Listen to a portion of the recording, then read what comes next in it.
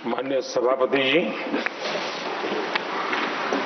पश्चिम Asia में चल रहे युद्ध और उससे बनी परिस्थितियों से हम सभी परिचित हैं।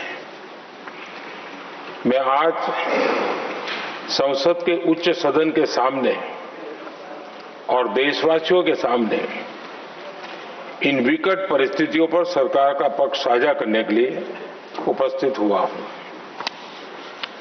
पश्चिम एशिया में चल रहे इस युद्ध को 3 सप्ताह से अधिक का समय हो चुका है।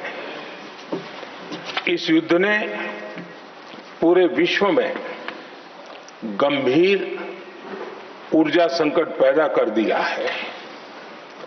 भारत के लिए भी ये स्थिति चिंताजनक है।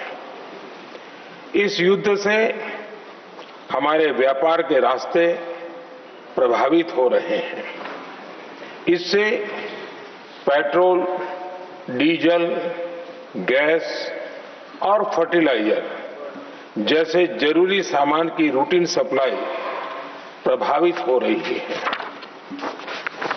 गल्फ देशों में करीब 1 करोड़ भारतीय रहते हैं, वहां काम करते हैं। उनके जीवन और आजीविका की सुरक्षा भी भारत के लिए बहुत बड़ी चिंता है। हॉर्मुज़ स्ट्रेट में दुनिया के अनेक जहाज फंसे हैं। उनमें बहुत बड़ी संख्या में भारतीय क्रू मेंबर्स हैं। ये भी भारत के लिए एक बड़ी चिंता का विषय है। ऐसी विकट परिस्थिति में आवश्यक है कि भारत की संसद के इस उच्च सदन से शांति और संवाद की एकजुट आवाज पूरे विश्व में जाए।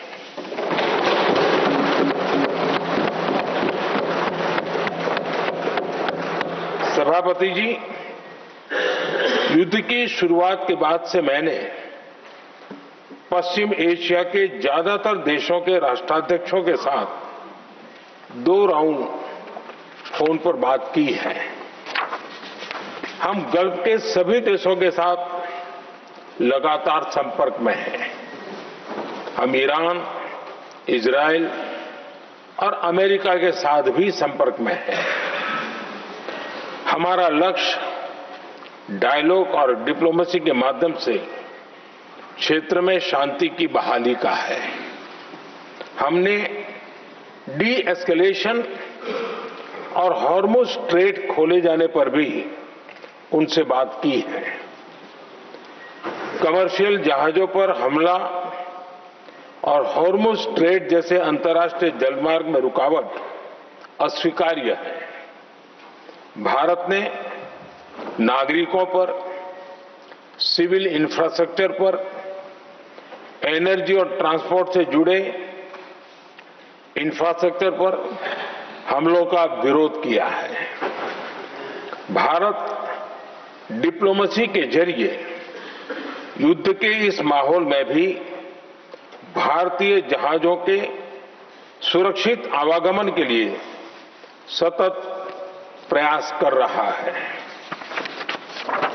भारत ने इस समस्या के समाधान के लिए संवाद का ही रास्ता सुझाया है।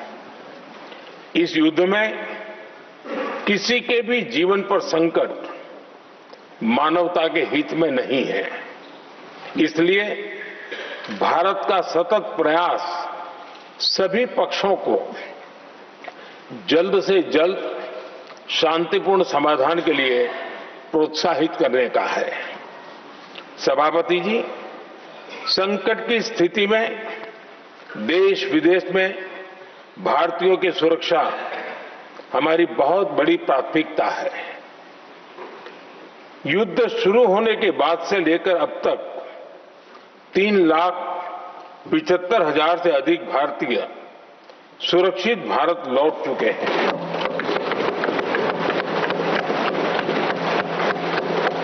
ईरान से ही अभी तक 1000 से अधिक भारतीय सुरक्षित वापस लौटे हैं। इनमें 700 से अधिक मेडिकल की पढ़ाई करने वाले युवा हैं। हमारी सरकार संकट के इस समय में पूरी संवेदनशीलता से काम कर रही है। सभी देशों ने वहां मौजूद भारतीयों की सुरक्षा का पूरा आश्वासन दिया है। हालांकि ये बहुत दुखद है कि हमलों के कारण कुछ भारतीयों की मृत्यु हुई है और कुछ घायल भी हुए हैं। ऐसे मुश्किल हालात में परिवारजनों को आवश्यक मदद दी जा रही है। जो घायल हैं, उनका बेहतर इलाज सुनिश्चित कराया जा रहा है। सभापति जी, होर्मुज स्ट्रेट विश्व व्यापार के सबसे बड़े रूट्स में से एक है। विशेष तौर पर कच्चे तेल, गैस और फर्टिलाइजर से जुड़ा परिवहन इस क्षेत्र से बहुत बड़ी मात्रा में होता है। युद्ध के बाद से ही होर्मुज स्ट्रेट में जहाजों का आना जाना बहुत चुनौतीपूर्ण हो गया है। लेकिन विपरीत परिस्थितियों के बावजूद हमारी सरकार ने संवाद से, कूटनीति के माध्यम से रास्ते बनाने का प्रयास किया है। प्रयास ये है कि जहां से भी संभव हो वहां से तेल और गैस की सप्लाई भारत पहुंचे। ऐसी हर कोशिश के नतीजे भी देश देख रहा है। बीते कुछ दिनों में दुनिया के अनेक देशों से कच्चा तेल और एलपीजी से भरे जहाज भारत आए हैं।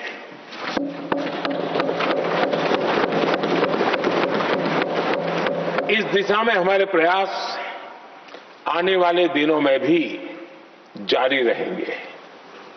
सभापति जी, भारत का प्रयास है कि तेल हो, गैस हो, फर्टिलाइजर हो, ऐसे हर जरूरी सामान से जुड़े जहाज भारत तक सुरक्षित पहुंचे। लेकिन इस युद्ध से बनी वैश्विक परिस्थितियां अगर लंबे समय तक बनी रहती है तो गंभीर दुष्परिणाम तय है। इसलिए भारत ने अपनी रेजिलियंस बढ़ाने के लिए जो भी प्रयास बीते वर्षों में किए हैं, उनको और गति दे रहा है। सभापति जी, कोई भी संकट हो, वो हमारे हौसलों और हमारे प्रयास दोनों की परीक्षा लेता है। देश ऐसे संकटों का बेहतर तरीके से सामना कर सके, इसके लिए बीते 11 वर्षों में निरंतर निर्णय लिए गए हैं। एनर्जी इंपोर्ट का डाइवर्सिफिकेशन ऐसे ही प्रयासों का हिस्सा है। पहले क्रूड ऑयल, एलएनजी, एलपीजी ऐसी एनर्जी जरूरतों के लिए 27 देशों से इंपोर्ट किया जाता था। वहीं आज भारत 41 देशों से एनर्जी इंपोर्ट करता है।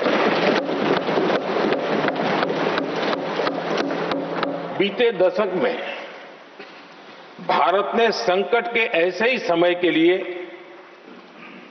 कच्चे तेल के भंडारण को भी प्राथमिकता दी है। हमारी तेल कंपनियां संकट के समय के लिए काफी मात्रा में पेट्रोल और डीजल का भंडार रखती हैं। बीते 11 वर्षों में 53 लाख मीट्रिक टन से अधिक का स्ट्रेटेजिक पेट्रोलियम रिजर्व भी डेवलप किया गया है और 65 लाख मीट्रिक टन से अधिक के रिजर्व की व्यवस्था पर देश काम कर रहा है। साथ ही बीते दशक में भारत की रिफाइनिंग कैपेसिटी भी अच्छी खासी बढ़ाई गई है। मैं आपके माध्यम से सदन को और देश को ये आश्वासन देना चाहता हूं कि भारत के पास क्रूड ऑयल के पर्याप्त स्टोरेज के और निरंतर सप्लाई की व्यवस्थाएं हैं। सभापति जी, हमारी सरकार की कोशिश है कि ईंधन के किसी एक ही स्रोत पर ज्यादा निर्भरता न रहे। सरकार घरेलू गैस सप्लाई में एलपीजी के अलावा पीएनजी पर भी बल दे रही है। बीते दशक में देश में पीएनजी कनेक्शन पर अभूतपूर्व काम हुआ है। बीते दिनों में इस काम को और तेज किया गया है। साथ ही एलपीजी के घरेलू उत्पादन को भी बड़े पैमाने पर बढ़ाने का प्रयास किया जा रहा है। सभापति जी, बीते वर्षों में सरकार का निरंतर प्रयास रहा है कि हर सेक्टर में दूसरे देशों पर निर्भरता कम से कम हो, हम ज्यादा से ज्यादा आत्मनिर्भर हो, यही एकमात्र विकल्प है। जैसे भारत का 90% से अधिक ट्रेड विदेशी जहाजों पर होता है, ये स्थिति किसी भी वैश्विक संकट में भारत की स्थिति को और भी गंभीर बना देती है। इसलिए सरकार ने जहाज बनाने के लिए करीब 70,000 करोड़ रुपए का अभियान शुरू किया। भारत आज ship building, ship breaking, maintenance and overhauling ऐसी हर सुविधा के निर्माण पर तेज गति से काम कर रहा है। भारत अपने डिफेंस सेक्टर को भी अधिक रेजिलिएंट बना रहा है।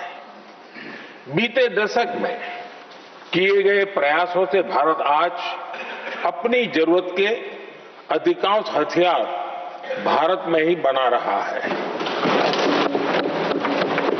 एक समय था जब भारत अपने जीवन रक्षक दवाओं के कच्चे माल यानी एपीआई के लिए भी दूसरे देशों पर बहुत अधिक निर्भर था। बीते वर्षों में देश ने भारत में ही एपीआई इकोसिस्टम बनाने के लिए अनेक प्रयास किए हैं। इसी प्रकार रेयर अर्थ मिनरल्स में विदेशी निर्भरता को कम करने के लिए भी बड़े कदम उठाए जा रहे हैं।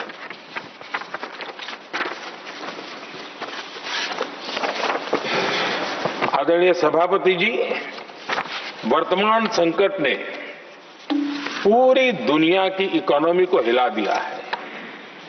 अभी तक पश्चिम एशिया में जो नुकसान हुआ है उससे रिकवर होने में भी दुनिया को बहुत समय लगेगा।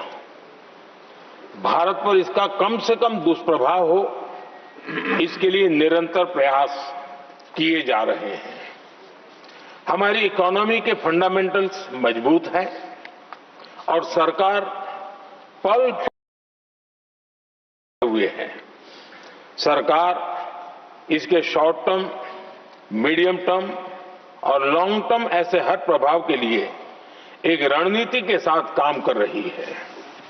भारत सरकार ने एक इंटर मिनिस्ट्रियल ग्रुप भी बनाया है। ये ग्रुप नियमित मिलता है और हमारे इंपोर्ट एक्सपोर्ट में आने वाली हर दिक्कत का आकलन करता है और ये ग्रुप आवश्यक समाधान पर भी निरंतर काम करता रहा है। जैसे कोरोना के समय में अलग अलग सेक्टर्स की चुनौतियों से निपटने के लिए एक्सपर्ट्स और ऑफिसर्स के एम्पावर्ड ग्रुप्स बने थे, वैसे ही कल ही ऐसे 7 नए एम्पावर्ड ग्रुप्स का भी गठन किया गया है। ये group supply chain, petrol diesel, fertiliser, gas, महंगाई ऐसे विषयों पर त्वरित और दूरगामी रणनीति के तहत कार्रवाई करने का काम करेंगे।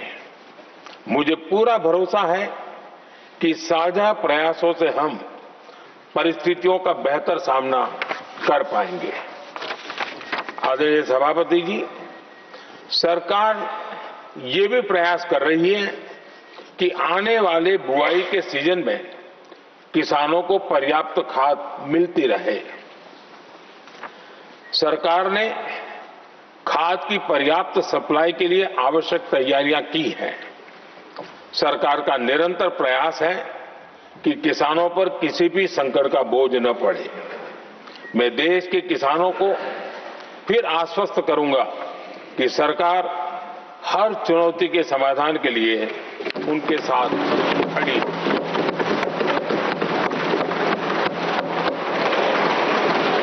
आदरणीय सभापति जी, ये राज्यों का सदन है। आने वाले समय में ये संकट हमारे देश की बड़ी परीक्षा लेने वाला है और इस परीक्षा में सफलता के लिए राज्यों का सहयोग बहुत आवश्यक है। इसलिए इस सदन के माध्यम से मैं देश के सभी राज्यों की सरकारों से भी कुछ आग्रह करना चाहता हूं। संकट के समय गरीबों पर, श्रमिकों पर, प्रवासी साथियों पर बहुत बुरा असर पड़ता है। इसलिए पीएम गरीब कल्याण अन्न योजना का लाभ समय पर मिलता रहे, ये सुनिश्चित करना होगा। जहां प्रवासी श्रमिक साथी काम करते हैं, उनकी परेशानियों को दूर करने के लिए प्रोएक्टिव कदम उठाए जाएं। ऐसी स्थितियों पर नजर रखने के लिए राज्य सरकारें विशेष व्यवस्थाएं करें तो इससे काफी सुविधा होगी। राज्य सरकारों को एक और चुनौती पर भी बहुत अधिक ध्यान देना होगा। ऐसे समय में कालाबाजारी करने वाले, जमाखोरी करने वाले बहुत एक्टिव हो जाते हैं। जहां से भी ऐसी शिकायतें आती हैं, वहां त्वरित कार्रवाई होनी चाहिए। जरूरी चीजों की सप्लाई निर्बाध चलती रहे, ये सुनिश्चित करना हर राज्य की प्राथमिकता होनी चाहिए। आदरणीय सभापति जी, मैं सभी राज्य सरकारों से एक अनुरोध और करना चाहता हूं। संकट चाहे कितना भी बड़ा हो, भारत की तेज ग्रोथ बनाए रखना हम सभी का दायित्व है। हमें इसके लिए हर जरूरी कदम, हर जरूरी रिफॉर्म्स तेजी से करते रहने होंगे। ये राज्य सरकारों के पास बहुत बड़ा अवसर भी है। ये टीम इंडिया की भी बहुत बड़ी परीक्षा है। कोरोना के महासंकट में केंद्र और राज्यों ने टीम इंडिया बनकर कोविड मैनेजमेंट का एक बेहतरीन मॉडल सामने रखा था। अलग अलग पॉलिटिकल पार्टी की सरकारें होने के बावजूद टेस्टिंग, वैक्सीनेशन से लेकर जरूरी चीजों की आपूर्ति टीम इंडिया के प्रयासों से ही सुनिश्चित हो पाई थी। हमें उसी भावना के साथ आगे भी काम करना है। सभी राज्य सरकारों और केंद्र सरकार के प्रयासों से देश इस गंभीर वैश्विक संकट का प्रभावी रूप से सामना कर पाएगा। आदरणीय सभापति जी, ये संकट अलग प्रकार का है और इसके समाधान भी अलग प्रकार से ही तय किए जा रहे हैं।